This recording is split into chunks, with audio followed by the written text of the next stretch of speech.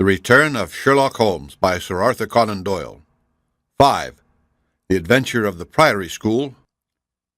We have had some dramatic entrances and exits upon our small stage at Baker Street, but I cannot recollect anything more sudden and startling than the first appearance of Thornycroft Huxtable, M.A., Ph.D., etc.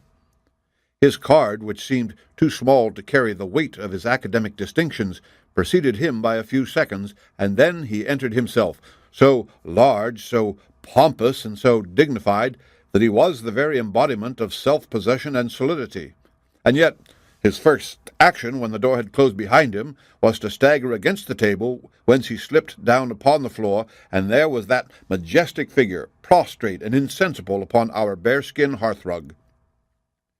We had sprung to our feet, and for a few moments we stared in silent amazement at this ponderous piece of wreckage, which told of some sudden and fatal storm far out on the ocean of life. Then Holmes hurried with a cushion for his head, and I with brandy for his lips. The heavy white face was seamed with lines of trouble, the hanging pouches under the closed eyes were leaden in color, the loose mouth drooped dolorously at the corners, the rolling chins were unshaven.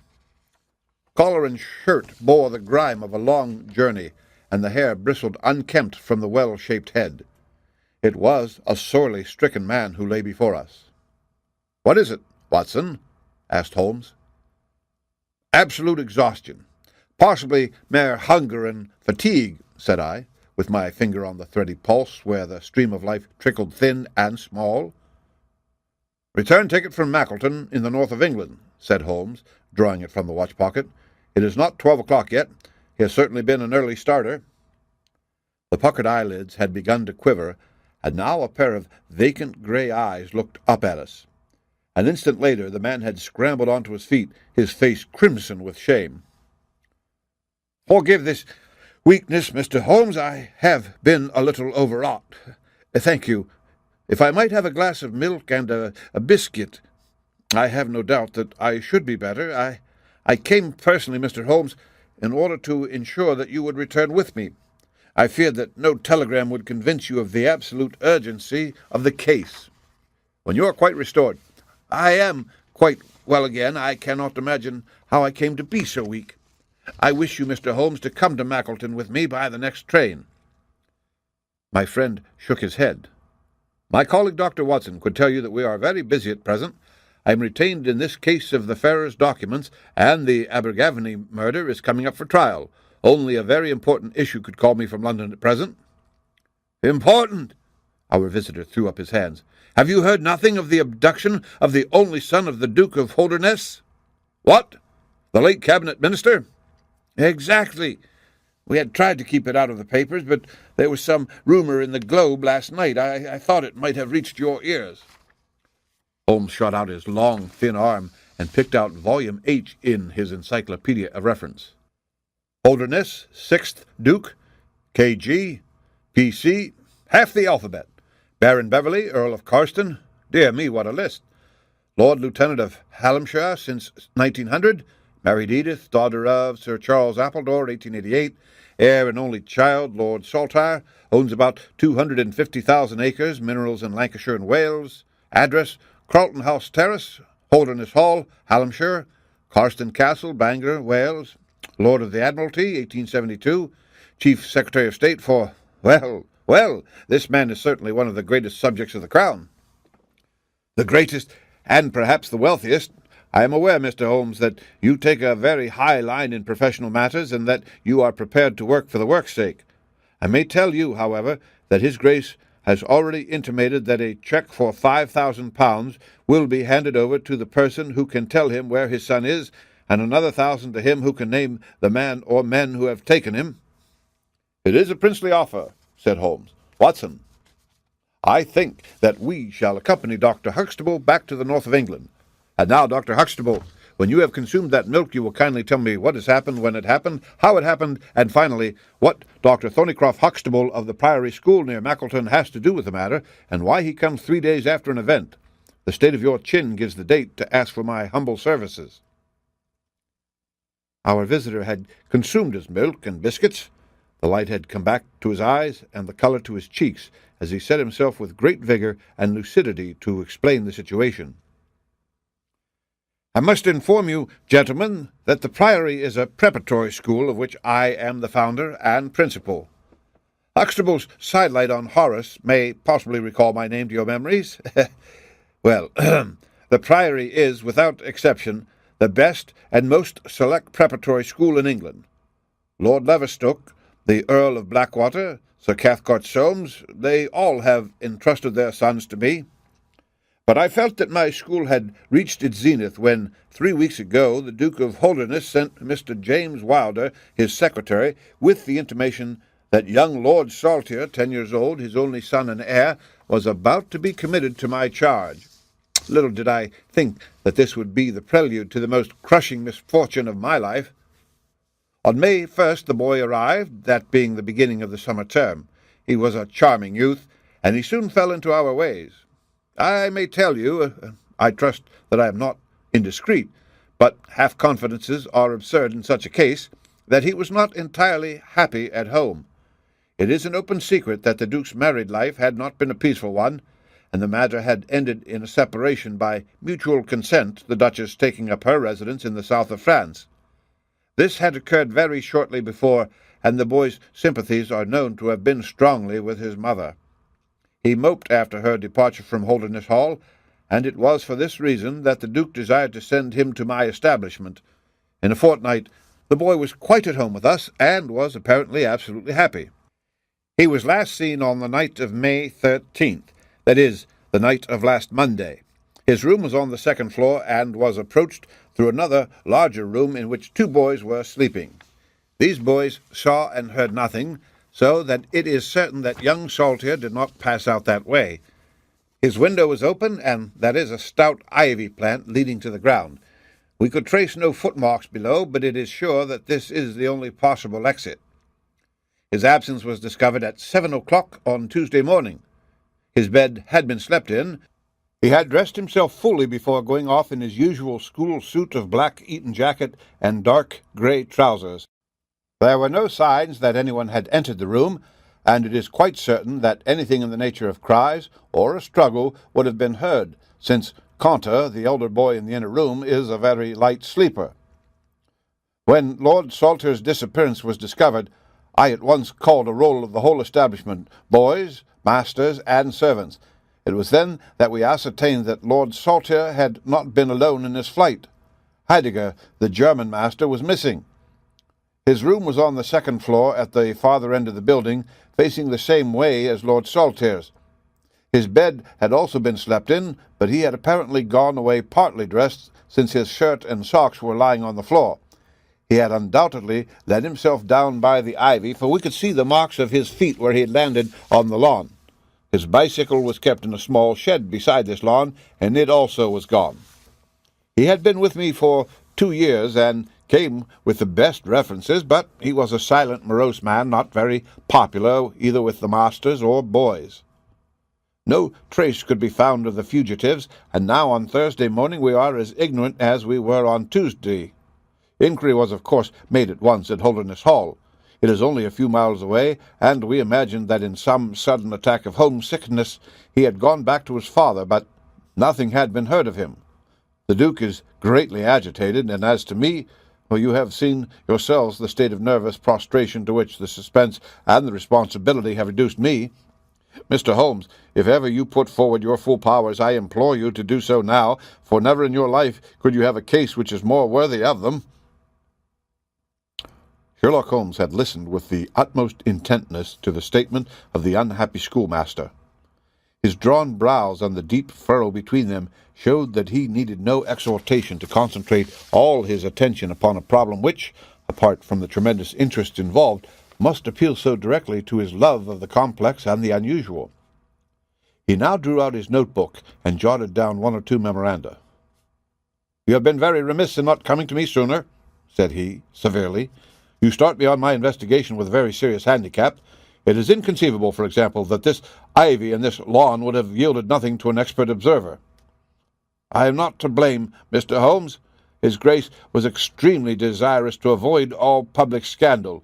He was afraid of his family unhappiness being dragged before the world. He has a deep horror of anything of the kind. But there has been some official investigation?" Yes, sir, and it has proved most disappointing. An apparent clue was at once obtained, since a boy and a young man were reported to have been seen leaving a neighbouring station by an early train. Only last night we had news that the couple had been hunted down in Liverpool, and they proved to have no connection whatever with the matter in hand. Then it was that in my despair and disappointment after a sleepless night, I came straight to you by the early train. I suppose the local investigation was relaxed while this false clue was being followed up. It was entirely dropped, so that 3 days have been wasted. The affair has been most deplorably handled. I feel it and admit it. And yet the problem should be capable of ultimate solution. I shall be very happy to look into it. Have you been able to trace any connection between the missing boy and this German master? None at all. Was he in the master's class? No, he never exchanged a word with him, so far as I know. That is certainly very singular. Had the boy a bicycle? No. Was any other bicycle missing? No. Is that certain? Quite. Well, now, you do not mean to seriously suggest that this German rode off upon a bicycle in the dead of the night, bearing the boy in his arms? Certainly not. Then what is the theory in your mind? Well, the bicycle may have been a blind. It may have been hidden somewhere, and the pair gone off on foot. Quite so. But it seems rather an absurd blind, does it not? Were there other bicycles in this shed? There's several. Would he not have hidden a couple, had he desired to give the idea that they had gone off upon them? I suppose he would. Of course he would. The blind theory won't do. But the incident is an admirable starting point for an investigation. After all, a bicycle is not an easy thing to conceal or to destroy. One other question. Did anyone call to see the boy on the day before he disappeared? No. Did he get any letters? Yes, one letter. From whom? From his father. Do you open the boy's letters? No. How do you know it was from the father? Well, the coat of arms was on the envelope, and it was addressed in the Duke's peculiar stiff hand. Besides, the Duke remembers having written. When had he written a letter before that? Oh, not for several days. Had he ever one from France? No, never. You see the point of my questions, of course. Either the boy was carried off by force, or he went of his own free will. In the latter case, you would expect that some prompting from outside would be needed to make so young a lad do such a thing. If he has had no visitors, that prompting must have come in letters. Hence, I try to find out who were his correspondents. Well, I fear I cannot help you much. His only correspondent, so far as I know, was his own father, who wrote to him on the very day of his disappearance. Were the relations between father and son very friendly? His Grace is never very friendly with anyone. He is completely immersed in large public questions, and is rather inaccessible to all ordinary emotions, but he was always kind to the boy in his own way. But the sympathies of the latter were with his mother? Oh, yes. Did he say so? No. The Duke, then? Oh, good heavens, no. Then how could you know? I have had some confidential talks with Mr. James Wilder, his Grace's secretary. It was he who gave me the information about Lord Saltair's feelings. I see. By the way, that last letter of the Duke's, was it found in the boy's room after he was gone? No, he had taken it with him, I think, Mr. Holmes. It is time that we were leaving for Euston. I will order a four-wheeler. In a quarter of an hour we shall be at your service. If you are telegraphing home, Mr. Huxtable, it would be well to allow the people in your neighbourhood to imagine that the inquiry is still going on in Liverpool, or wherever else that red herring led your pack. In the meantime, I will do a little quiet work at your own doors, and perhaps the scent is not so cold but that two old hounds like Watson and myself may get a sniff of it. Editorial note. Within the text of this story, Sherlock Holmes refers to a map, an illustration of which was contained in the original text. The listener may view this map within the text version of this story, which accompanies the audio version on the same website. That evening found us in the cold, bracing atmosphere of the Peak Country in which Dr. Huxtable's famous school is situated. It was already dark when we reached it. A card was lying on the hall table, and the butler whispered something to his master, who turned to us with agitation in every heavy feature. "The Duke is here," said he. "The Duke and Mr. Wilder are in the study. Come, gentlemen, and I will introduce you." I was, of course, familiar with the pictures of the famous statement, but the man himself was very different from his representation.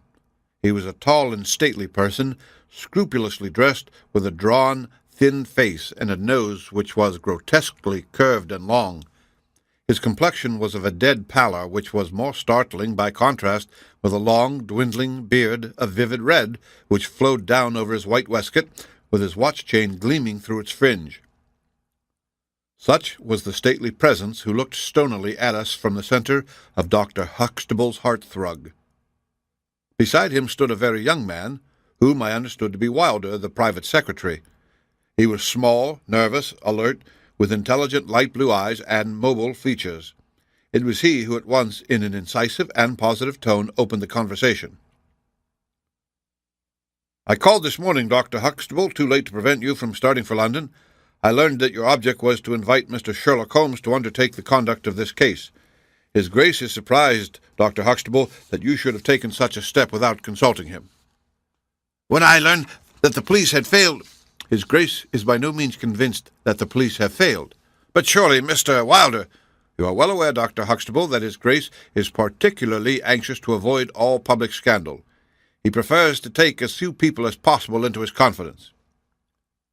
"The matter can be easily remedied," said the browbeaten doctor. "Mr. Sherlock Holmes can return to London by the morning train." "Hardly that, Doctor, hardly that," said Holmes in his blandest voice. "The northern air is invigorating and pleasant, so I propose to spend a few days upon your moors, and to occupy my mind as best I may. Whether I have the shelter of your roof or of the village inn is, of course, for you to decide."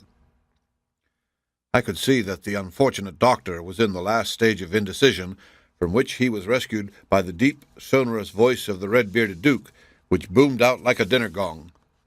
"I agree with Mr. Wilder, Dr. Huxtable, that you would have done wisely to consult me.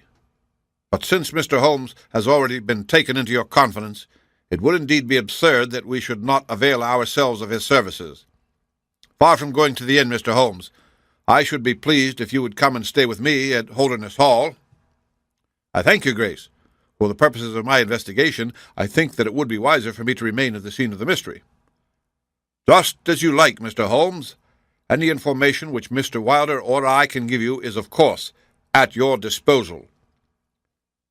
"It will probably be necessary for me to see you at the hall," said Holmes.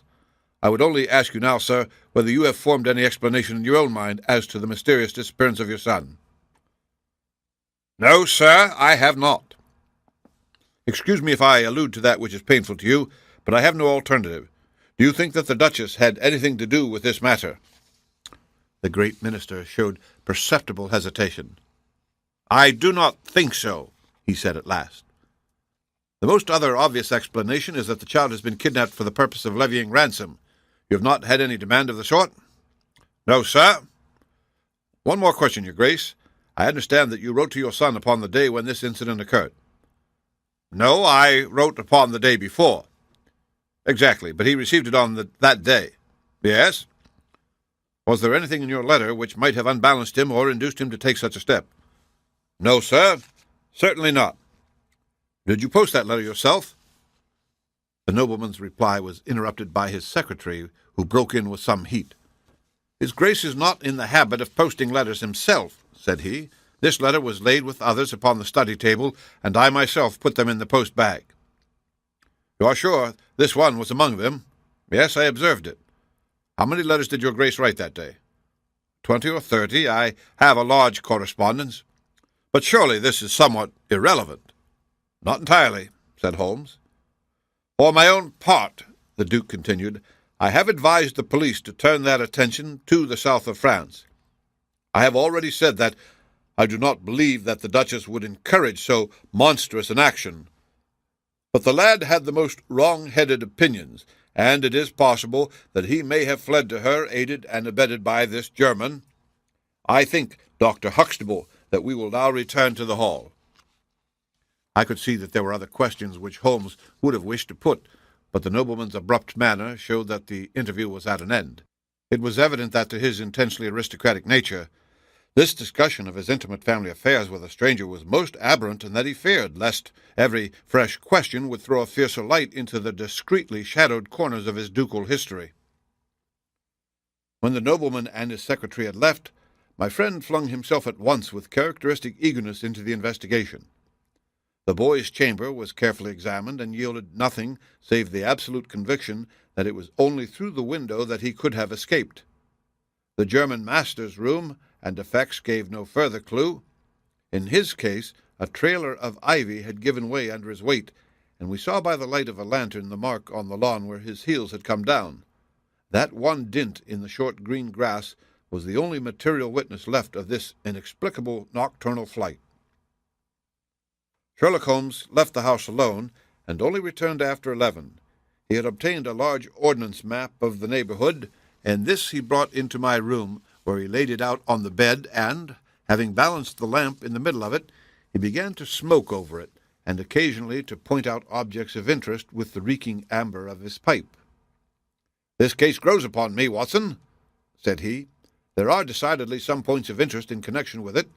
In this early stage, I want you to realize those geographical features which may have a good deal to do with our investigation. Look at this map. This dark square is the Priory School. I'll put a pin in it. Now, this line is the main road. You see that it runs east and west past the school, and you see also that there is no side road for a mile either way. If these two folk passed away by road, it was this road." "Exactly. By a singular and happy chance, we are able to some extent to check what passed along this road during the night in question. At this point, where my pipe is now resting, a country constable was on duty from 12 to 6. It is, as you perceive, the first crossroad on the east side. This man declares that he was not absent from his post for an instant, and he is positive that neither boy nor man could have gone that way unseen. I have spoken with this policeman tonight, and he appears to me to be a perfectly reliable person. That blocks the end. We have now to deal with the other end. There is an inn here, the Red Bull, the landlady of which was ill. She had sent to Mackleton for a doctor, but he did not arrive until morning, being absent at another case. The people at the inn were alert all night, awaiting his coming, and one or other of them seems to have continuously had an eye upon the road. They declare that no one passed. If their evidence is good, then we are fortunate enough to be able to block the west, and also to be able to say that the fugitives did not use the road at all." "But the bicycle," I objected. "Quite so. We will come to the bicycle presently. To continue our reasoning, if these people did not go by the road, they must have traversed the country to the north of the house or to the south of the house. That is certain. Let us weigh the one against the other. On the south of the house is, as you perceive, a large district of arable land cut up into small fields with stone walls between them. There I admit that a bicycle is impossible. We can dismiss the idea. We turn to the country on the north. Here lies a grove of trees marked as the Ragged Shaw, and on the farther side stretches a great rolling moor, Lower Gill Moor, extending for 10 miles and sloping gradually upwards. Here at one end of this wilderness is Holderness Hall, 10 miles by road, but only 6 across the moor. It is a peculiarly desolate plain. A few moor farmers have small holdings where they rear sheep and cattle. Except these, the plover and the curlew are the only inhabitants until you come to the Chesterfield high road. There is a church there, you see, a few cottages, and an inn. Beyond that, the hills become precipitous. Surely it is here to the north that our quest must lie." "But the bicycle," I persisted. "Well, well," said Holmes impatiently, "a good cyclist does not need a high road. The moor is intersected with paths, and the moon was at the fullest. Hullo! What is this?" There was an agitated knock at the door, and an instant afterwards Dr. Huxtable was in the room. In his hand he held a blue cricket cap with a white chevron on the peak. "At last we have a clue," he cried. "Thank heaven! At last we're on the dear boy's track. It is his cap." "Where was it found?" "In the van of the gypsies who camped on the moor. They left on Tuesday. Today the police traced them down and examined their caravan. This was found." "How do they account for it?" "Oh, they shuffled and lied.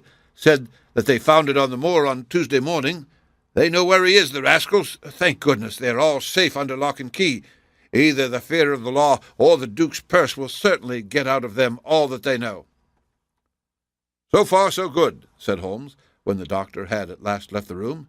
"It at least bears out the theory that it is on the side of the Lower Gill Moor that we must hope for results. The police have really done nothing locally save the arrest of these gypsies. Look here, Watson. There is a watercourse across the moor. You see it marked here in the map. In some parts it widens into a morass. This is particularly so in the region between Holderness Hall and the school. It is vain to look elsewhere for tracks in this dry weather, but at that point there is certainly a chance of some record being left. I will call you early tomorrow morning, and you and I will try and see if we can throw a little light upon this mystery." The day was just breaking when I woke to find the long, thin form of Holmes by my bedside. He was fully dressed and had apparently already been out. "I have done the lawn and the bicycle shed," said he. "I have also had a ramble through the Ragged Shaw. Now, Watson, there is cocoa ready in the next room. I must beg you to hurry, for we have a great day before us." His eyes shone, and his cheek was flushed with the exhilaration of the master workman who sees his work lie ready before him.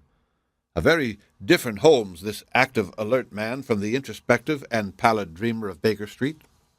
I felt, as I looked upon that supple figure alive with nervous energy, that it was indeed a strenuous day that awaited us. And yet it opened in the blackest disappointment. With high hopes we struck across the peaty russet moor, intersected with 1,000 sheep paths, until we came to the broad, light green belt which marked the morass between us and Holderness. Certainly if the lad had gone homewards he must have passed this, and he could not pass it without leaving his traces. But no sign of him or the German could be seen. With a darkening face, my friend strode along the margin, eagerly observant of every muddy stain upon the mossy surface. Sheep marks were there in profusion, and at one place, some miles down, cows had left their tracks. Nothing more. "Check number 1. Said Holmes, looking gloomily over the rolling expanse of the moor. "There is another morass down yonder, and a narrow neck between. Hello, hello, hello! What have we here?" We had come upon a small black ribbon of pathway. In the middle of it, clearly marked on the sodden soil, was the track of a bicycle. "Hurrah!" I cried. "We have it!" But Holmes was shaking his head, and his face was puzzled and expectant rather than joyous. "A bicycle, certainly, but not the bicycle," said he. "I am familiar with 42 different impressions left by tires. This, as you perceive, is a Dunlop, with a patch upon the outer cover. Heidegger's tires were Palmer's, leaving longitudinal stripes. Aveling, the mathematical master, was sure upon the point. Therefore, it is not Heidegger's track." "The boy's, then?" "Possibly, if we could prove a bicycle to have been in his possession, but this we have utterly failed to do. This track, as you perceive, was made by a rider who was going from the direction of the school." "Or towards it?" No, my dear Watson. The more deeply sunk impression is, of course, the hind wheel upon which the weight rests. You perceive several places where it has passed across and obliterated the more shallow mark of the front one. It was undoubtedly heading away from the school. It may or not be connected with our inquiry, but we will follow it backwards before we go any farther." We did so, and at the end of a few hundred yards lost the tracks as we emerged from the boggy portion of the moor. Following the path backwards, we picked out another spot where a spring trickled across it. Here once again was the mark of the bicycle, though nearly obliterated by the hooves of cows. After that there was no sign, but the path ran right on into Ragged Shaw, the wood which backed on to the school. From this wood the cycle must have emerged. Holmes sat down on a boulder and rested his chin in his hands. I had smoked 2 cigarettes before he moved. Well, said he at last, "it is of course possible that a cunning man might change the tire of his bicycle in order to leave unfamiliar tracks. A criminal who is capable of such a thought is a man whom I should be proud to do business with. We will leave this question undecided and hark back to our morass again, for we have left a good deal unexplored." We continued our systematic survey of the edge of the sodden portion of the moor, and soon our perseverance was gloriously rewarded. Right across the lower part of the bog lay a miry path. Holmes gave a cry of delight as he approached it. An impression like a fine bundle of telegraph wires ran down the center of it. It was the Palmer tire. "Here is Herr Heidegger, sure enough," cried Holmes exultantly. "My reasoning seems to have been pretty sound, Watson. I congratulate you. But we have a long way still to go. Kindly walk clear of the path. Now let us follow the trail. I fear that it will not lead very far." We found, however, as we advanced, that this portion of the moor is intersected with soft patches, and though we frequently lost sight of the track, we always succeeded in picking it up once more. "Do you observe," said Holmes, "that the rider is now undoubtedly forcing the pace? There can be no doubt of it. Look at this impression where you get both tires clear. The one is as deep as the other. That can only mean that the rider is throwing his weight onto the handlebar as a man does when he is sprinting. By Jove, he has had a fall."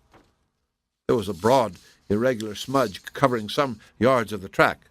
Then there were a few footmarks, and the tire reappeared once more. "A side slip?" I suggested. Holmes held up a crumpled branch of flowering gorse. To my horror, I perceived that the yellow blossoms were all dabbled with crimson. On the path, too, and among the heather were dark stains of clotted blood. "Bad," said Holmes. "Bad. Stand clear, Watson. Not an unnecessary footstep. What do I read here?" He fell wounded. He stood up. He remounted. He proceeded. "But there is no other track. Cattle on this side path. He was surely not gored by a bull. Impossible. But I see no traces of anyone else. We must push on, Watson. Surely with Staines as well as the track to guide us, he cannot escape us now." Our search was not a very long one. The tracks of the last tire began to curve fantastically upon the wet and shining path. Suddenly, as I looked ahead, the gleam of metal caught my eye from amid the thick gorse bushes. Out of them we dragged a bicycle, palmer-tired, one pedal bent, and the whole front of it horribly smeared and slobbered with blood. On the other side of the bushes a shoe was projecting. We ran round, and there lay the unfortunate rider. He was a tall man, full-bearded, with spectacles, one glass of which had been knocked out. The cause of his death was a frightful blow upon the head, which had crushed in part of his skull. That he could have gone on after receiving such an injury said much for the vitality and courage of the man. He wore shoes but no socks, and his open coat disclosed a nightshirt beneath it. It was undoubtedly the German master. Holmes turned the body over reverently and examined it with great attention. He then sat in deep thought for a time, and I could see by his ruffled brow that this grim discovery had not, in his opinion, advanced us much in our inquiry. "It is a little difficult to know what to do, Watson," said he at last. "My own inclinations are to push this inquiry on, for we have already lost so much time that we cannot afford to waste another hour. On the other hand, we are bound to inform the police of the discovery and to see that this poor fellow's body is looked after. I could take a note back, but I need your company and assistance. Wait a bit. There is a fellow cutting peat up yonder. Bring him over here, and he will guide the police." I brought the peasant across, and Holmes dispatched the frightened man with a note to Dr. Huxtable. "Now, Watson," said he, "we have picked up two clues this morning. One is the bicycle with the palmer tire, and we see what that has led to. The other is the bicycle with the patched Dunlop. Before we start to investigate that, let us try to realize what we do know so as to make the most of it and to separate the essential from the accidental.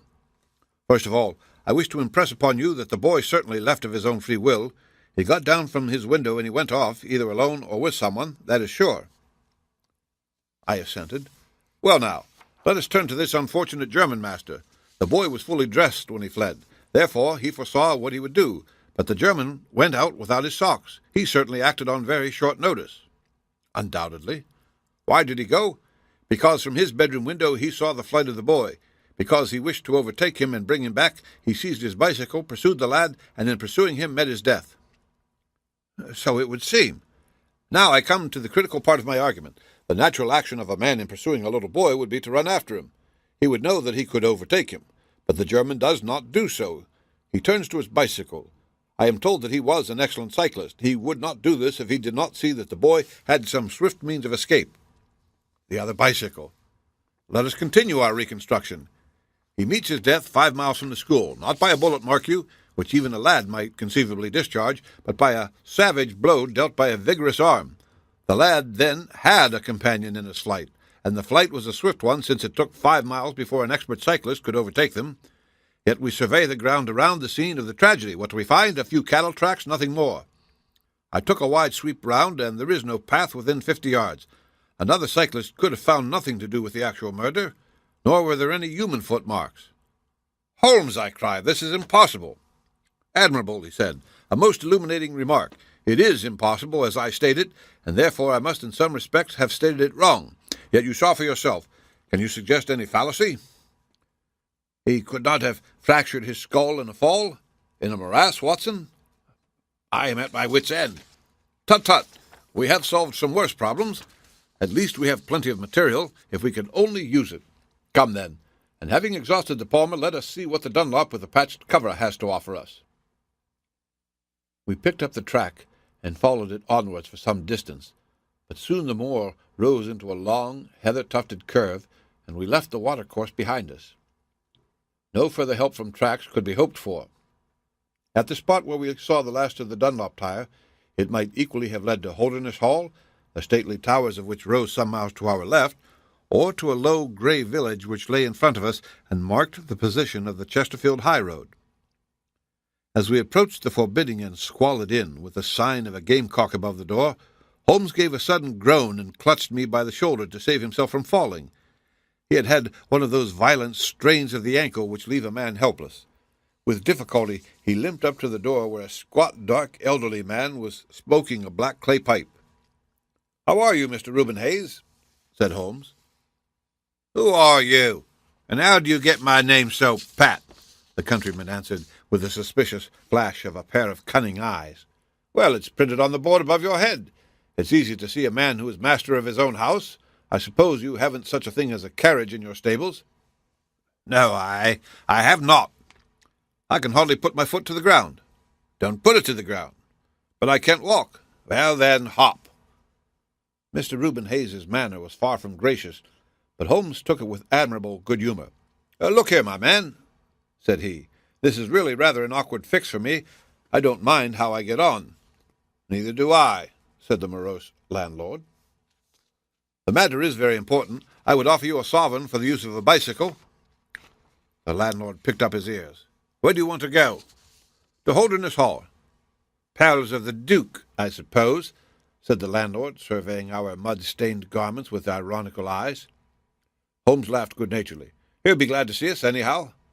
"Why?" "Because we bring him news of his lost son." The landlord gave a very visible start. "What? You're on his track?" "He has been heard of in Liverpool. They expect to get him every hour." Again a swift change passed over the heavy, unshaven face. His manner was suddenly genial. "I've less reason to wish the Duke well than most men," said he, "for I was his head coachman once, and cruel bad he treated me. It was him that sacked me without a character on the word of a lying cord chandler. But I'm glad to hear that the young lord was heard of in Liverpool, and I'll help you to take the news to the hall." "Thank you," said Holmes. "We'll have some food first. Then you can bring round the bicycle." "I haven't got a bicycle." Holmes held up a sovereign. "I tell you, man, that I haven't got one. I'll let you have 2 horses as far as the hall." "Well, well," said Holmes. "We'll talk about it when we've had something to eat." When we were left alone in the stone-flagged kitchen, it was astonishing how rapidly that sprained ankle recovered. It was nearly nightfall, and we had eaten nothing since early morning, so that we spent some time over our meal. Holmes was lost in thought, and once or twice he walked over to the window and stared earnestly out. It opened onto a squalid courtyard. In the far corner was a smithy where a grimy lad was at work. On the other side were the stables.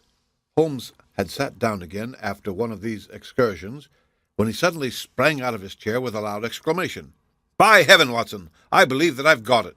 he cried. Yes, it must be so. Watson, do you remember seeing any cow tracks today?"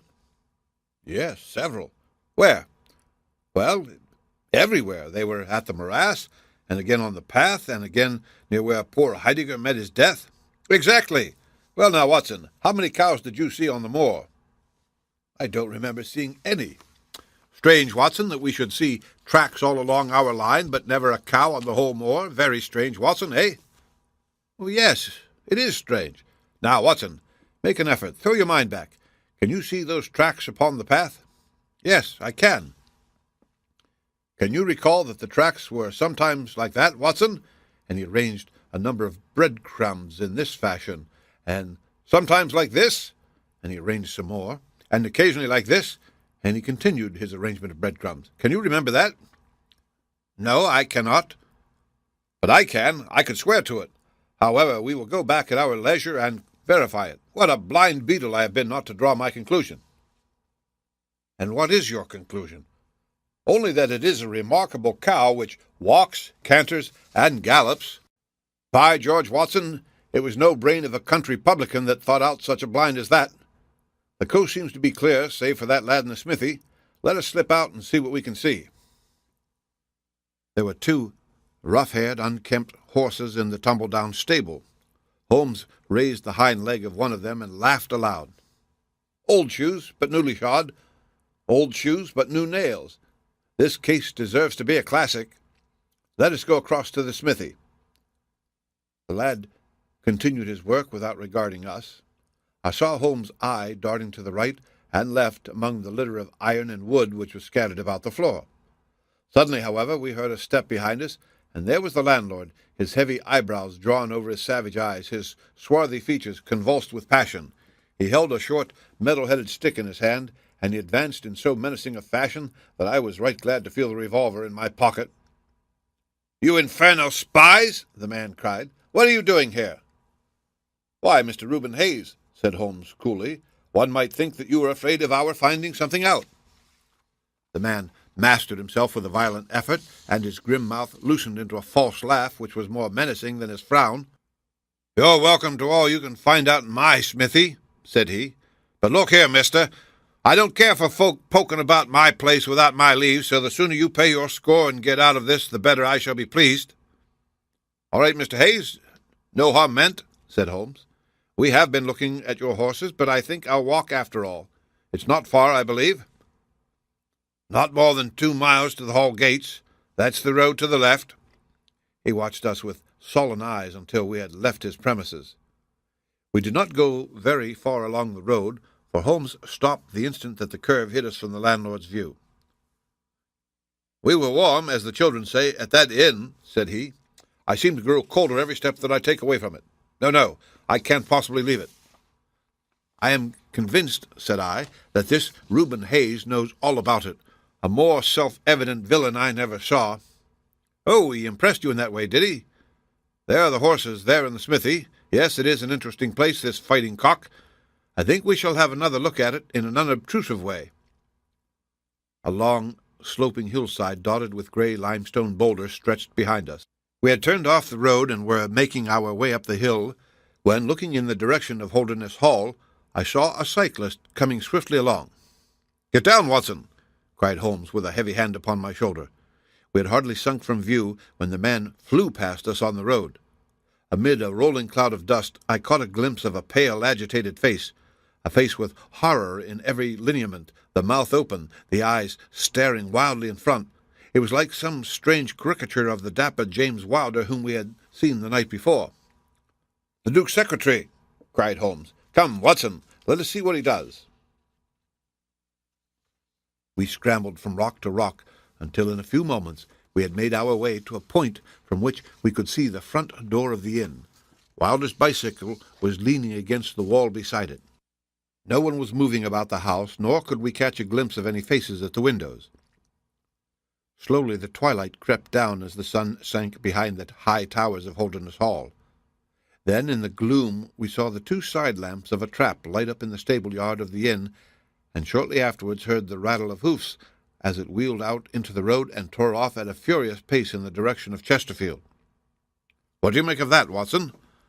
Holmes whispered. "It looks like a flight." "A single man in a dog-cart, as far as I could see. Well, it certainly was not Mr. James Wilder, for there he is at the door." A red square of light had sprung out of the darkness. In the middle of it was the black figure of the secretary, his head advanced, peering out into the night. It was evident that he was expecting someone. Then at last there were steps in the road. A second figure was visible for an instant against the light, the door shut, and all was black once more. 5 minutes after, a lamp was lit in a room upon the first floor. "It seems to be a curious class of custom that is done by the Fighting Cock," said Holmes. "The bar is on the other side." "Quite so. These are what one might call the private guests. Now, what in the world is Mr. James Wilder doing in that den at this hour of night, and who is the companion who comes to meet him there? Come, Watson, we must really take a risk and try to investigate this a little more closely." Together we stole down to the road and crept across to the door of the inn. The bicycle still leaned against the wall. Holmes struck a match and held it to the back wheel, and I heard him chuckle as the light fell upon a patched Dunlop tire. Up above us was the lighted window. "I must have a peep through that, Watson. If you bend your back and support yourself upon the wall, I think that I can manage." An instant later his feet were on my shoulders, but he was hardly up before he was down again. "Come, my friend," said he. "Our day's work has been quite long enough. I think that we have gathered all that we can. It's a long walk to the school, and the sooner we get started, the better." He hardly opened his lips during that weary trudge across the moor, nor would he enter the school when he reached it, but went on to Mackleton Station, whence he could send some telegrams. Late at night, I heard him consoling Dr. Huxtable, prostrated by the tragedy of his master's death, and still later he entered my room as alert and vigorous as he had been when he started in the morning. "All goes well, my friend," said he. "I promise that before tomorrow evening we shall have reached the solution of the mystery." At 11 o'clock next morning, my friend and I were walking up the famous yew avenue of Holderness Hall. We were ushered through the magnificent Elizabethan doorway and into his Grace's study. There we found Mr. James Wilder, demure and courtly, but with some trace of that wild terror of the night before still lurking in his furtive eyes and in his twitching features. "You have come to see his Grace? I am sorry, but the fact is that the Duke is far from well. He has been very much upset by the tragic news. We received a telegram from Dr. Huxtable yesterday afternoon, which told us of your discovery." "I must see the Duke, Mr. Wilder." "But he is in his room." "Then I must go to his room." "I believe he is in his bed." "I will see him there." Holmes's cold and inexorable manner showed the secretary that it was useless to argue with him. "Very good, Mr. Holmes. I will tell him that you are here." After half an hour's delay, the great nobleman appeared. His face was more cadaverous than ever, his shoulders had rounded, and he seemed to me to be an altogether older man than he had been the morning before. He greeted us with a stately courtesy, and seated himself at his desk, his red beard streaming down onto the table. "Well, Mr. Holmes," said he. My friend's eyes were fixed upon the secretary, who stood by his master's chair. "I think, your Grace, that I could speak more freely in Mr. Wilder's absence." The man turned a shade paler and cast a malignant glance at Holmes. "If your Grace wishes—" Yes, you had better go. Now, Mr. Holmes, what have you to say?" My friend waited until the door had closed behind the retreating secretary. "The fact is, your Grace," said he, "that my colleague Dr. Watson and myself had an assurance from Dr. Huxtable that a reward had been offered in this case. I should like to have this confirmed from your own lips." "Certainly, Mr. Holmes." "It amounted, if I am correctly informed, to £5,000 to anyone who will tell you where your son is." "Exactly." "And another 1,000 to the man who will name the person or persons who keep him in custody." "Exactly."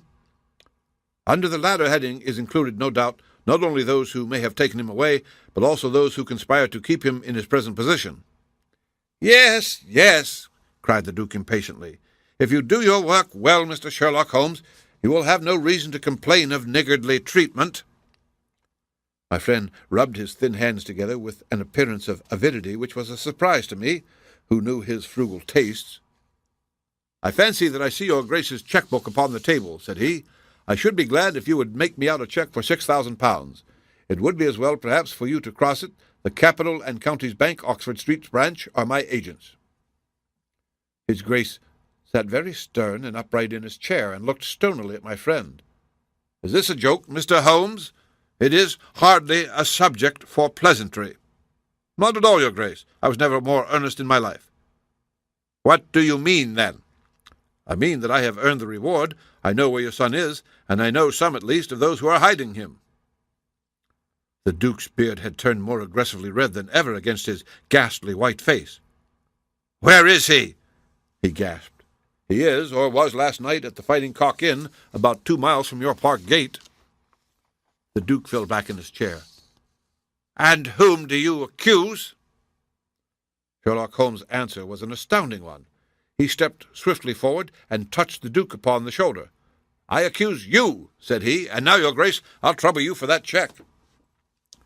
Never shall I forget the Duke's appearance as he sprang up and clawed with his hands like one who is sinking into an abyss.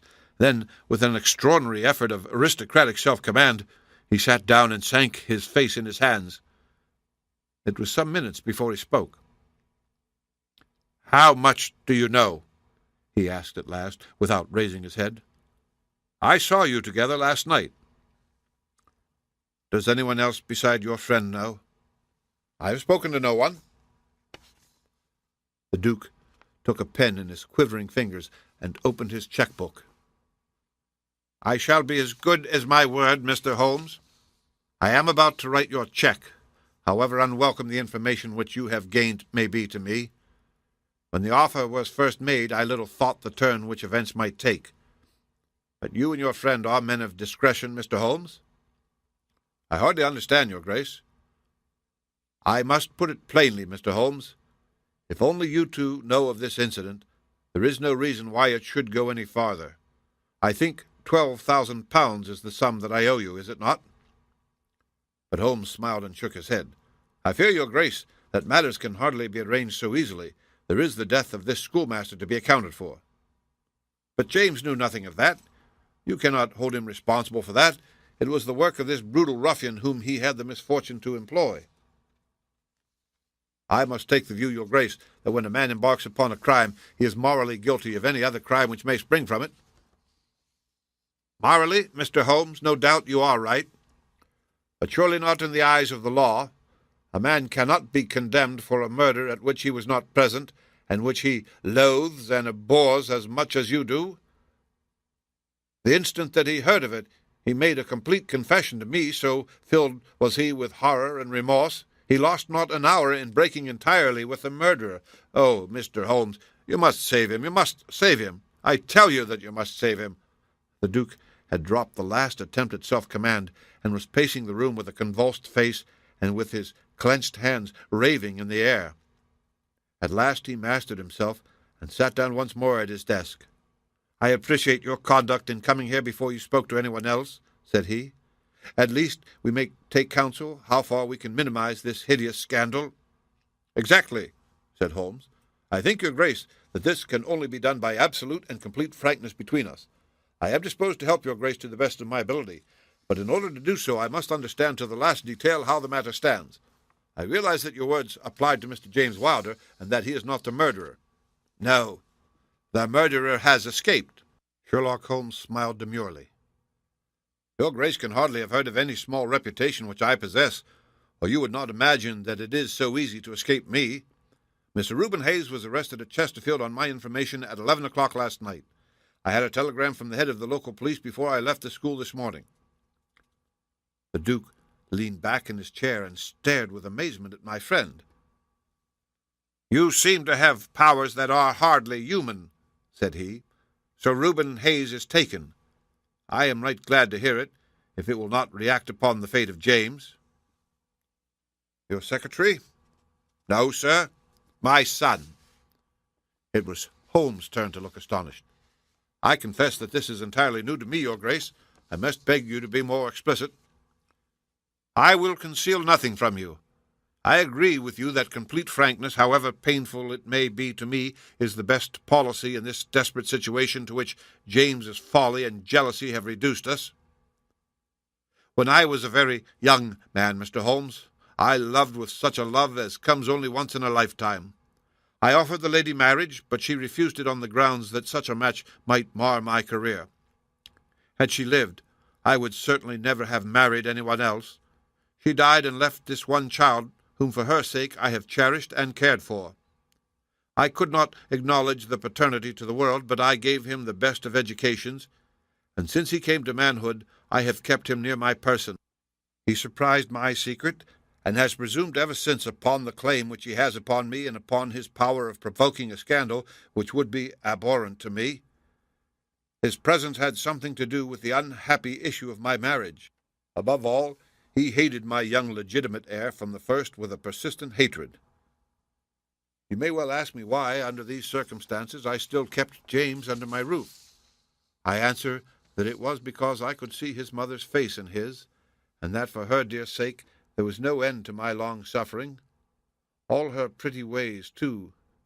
There was not one of them which he could not suggest and bring back to my memory. I could not send him away. But I feared so much lest he should do Arthur, that is, Lord Saltire, a mischief, that I dispatched him for safety to Dr. Huxtable's school. James came into contact with this fellow Hayes because the man was a tenant of mine, and James acted as agent. The fellow was a rascal from the beginning, but in some extraordinary way James became intimate with him. He had always a taste for low company. When James determined to kidnap Lord Saltire, it was of this man's service that he availed himself. You remember that I wrote to Arthur upon that last day? Well, James opened the letter and inserted a note asking Arthur to meet him in a little wood called the Ragged Shaw, which is near to the school. He used the Duchess's name, and in that way got the boy to come. That evening James bicycled over. I am telling you what he has himself confessed to me, and he told Arthur, whom he met in the wood, that his mother longed to see him, and that she was waiting him on the moor, and that if he would come with him back into the wood at midnight, he would find a man with a horse who would take him to her. Poor Arthur fell into the trap. He came to the appointment and found this fellow Hayes with a led pony. Arthur mounted, and they set off together. It appears, though this James only heard yesterday, that they were pursued, that Hayes struck the pursuer with his stick, and that the man died of his injuries. Hayes brought Arthur to his public-house, the Fighting Cock, where he was confined in an upper room under the care of Mrs. Hayes, who was a kindly woman, but entirely under the control of her brutal husband. Well, Mr. Holmes, that was the state of affairs when I first saw you 2 days ago. I had no more idea of the truth than you. You will ask me what was James's motive in doing such a deed. I answer that there was a great deal which was unreasoning and fanatical in the hatred which he bore my heir. In his view, he should himself have been heir of all my estates, and he deeply resented those social laws which made it impossible. At the same time, he had a definite motive also.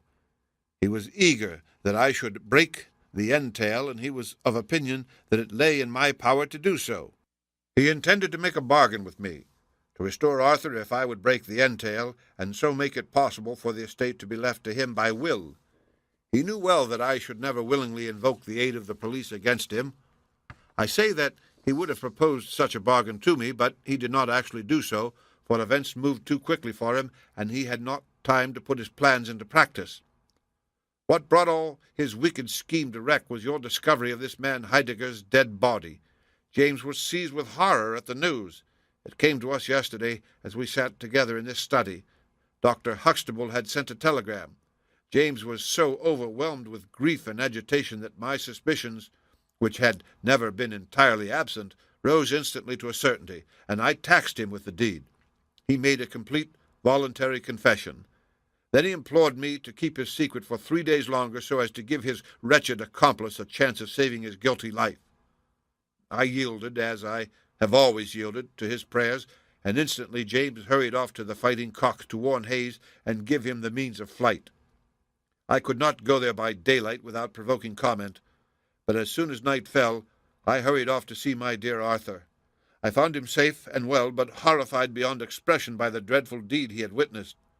In deference to my promise, and much against my will, I consented to leave him there for 3 days under the charge of Mrs. Hayes, since it was evident that it was impossible to inform the police where he was without telling them also who was the murderer, and I could not see how that murderer could be punished without ruin to my unfortunate James. You asked for frankness, Mr. Holmes, and I have taken you at your word, for I have now told you everything without an attempt at circumlocution or concealment. Do you in turn be as frank with me. I will, said Holmes. In the first place, your grace, I am bound to tell you that you have placed yourself in a most serious position in the eyes of the law. You have condoned a felony, and you have aided the escape of a murderer, for I cannot doubt that any money which was taken by James Wilder to aid his accomplice in his flight came from your grace's purse. The Duke bowed his assent. This is indeed a most serious matter. Even more culpable, in my opinion, your grace, is your attitude towards your younger son. You leave him in this den for 3 days, under solemn promises. What are promises to such people as these? You have no guarantee that he will not be spirited away again. To you or your guilty elder son, you have exposed your innocent younger son to imminent and unnecessary danger. It was a most unjustifiable action. The proud Lord of Holderness was not accustomed to be so rated in his own ducal hall. The blood flushed into his high forehead, but his conscience held him dumb. I will help you, but on one condition only. It is that you ring for the footman and let me give such orders as I like. Without a word, the Duke pressed the electric bell. A servant entered. "You will be glad to hear," said Holmes, "that your young master is found. It is the Duke's desire that the carriage shall go at once to the Fighting Cock Inn to bring Lord Saltire home." "Now," said Holmes, when the rejoicing lackey had disappeared, "having secured the future, we can afford to be more lenient with the past. I am not in an official position, and there is no reason, so long as the ends of justice are served, why I should disclose all that I know. As to Hayes, I say nothing. The gallows awaits him, and I would do nothing to save him from it. What he will divulge I cannot tell, but I have no doubt that your Grace could make him understand that it is to his interest to be silent. From the police point of view, he will have kidnapped the boy for the purpose of a ransom. If they do not themselves find it out, I see no reason why I should prompt them to take a broader point of view. I would warn your Grace, however, that the continued presence of Mr. James Wilder in your household can only lead to misfortune." "I understand that, Mr. Holmes, and it is already settled that he shall leave me forever and go to seek his fortune in Australia. In that case, your Grace, since you have yourself stated that any unhappiness in your married life was caused by his presence, I would suggest that you make such amends as you can to the Duchess, and that you try to resume those relations which have been so unhappily interrupted." "That also I have arranged, Mr. Holmes. I wrote to the Duchess this morning." "In that case," said Holmes, rising, "I think that my friend and I can congratulate ourselves upon several most happy results from our little visit to the north. There is one small other point upon which I desire some light. This fellow Hayes had shod his horses with shoes which counterfeited the tracks of cows. Was it from Mr. Wilder that he learned so extraordinary a device?" The Duke stood in thought for a moment, with a look of intense surprise on his face. Then he opened a door and showed us into a large room furnished as a museum. He led the way to a glass case in a corner and pointed to the inscription. "These shoes," it ran, "were dug up in the moat of Holderness Hall. They are for the use of horses, but they are shaped below with a cloven foot of iron so as to throw pursuers off the track. They are supposed to have belonged to some of the marauding barons of Holderness in the Middle Ages." Holmes opened the case, and moistening his finger, he passed it along the shoe. A thin film of recent mud was left upon his skin. "Thank you," said he, as he replaced the glass. "It is the second most interesting object that I have seen in the north." "And the first?" Holmes folded up his check and placed it carefully in his notebook. "I am a poor man," said he, as he patted it affectionately and thrust it into the depths of his inner pocket. The end.